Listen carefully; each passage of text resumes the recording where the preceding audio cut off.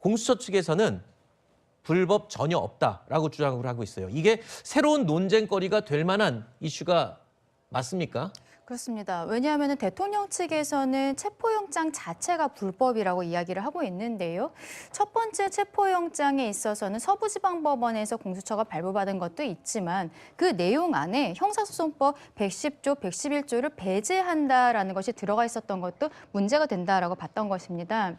결과적으로는 군사상, 공무상 비밀이 요구되는 기관에 있어서는 책임자의 승인이 있어야만 들어갈 수가 있는 것이고요. 그래서 그동안에 대통령실이라든지 이런 데 있어서의 압수수색을 바로 형사소송법 저 조항들을 가지고서는 막았었던 것이거든요. 그랬더니 대통령에 대한 체포영장을 발부하면서 서부지방법원에서는 영장전담 판사가 본인이 법에 대해서 배제할 수 있는 권한이 없음에도 불구하고 바로 저런 규정을 넣은 체포영장을 발부를 했던 것입니다.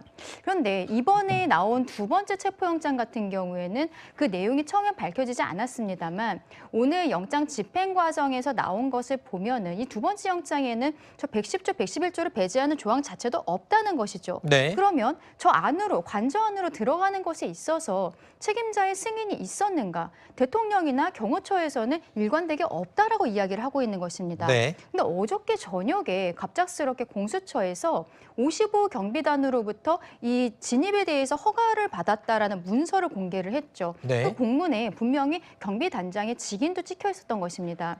그런데 여기에 대해서 국방부에서 설명하기로는 이 55 경비단 같은 경우에는 국방부의 그 수방사 소속이지만 실질적으로는 경호처의 지휘와 감독을 받고 있기 때문에 55 경비단이 혼자서 단독적으로 결정할 수 있는 것이 아니라는 것이죠. 그리고 경비단장 같은 경우에도 본인이 조사를 받고 있는 과정에 있어서 직인을 가져오라라고 이야기를 하더니 수사관이 일방적으로 찍었다라는 것입니다. 네. 본인은 공문의 내용도 보지 못했다라는 것이에요.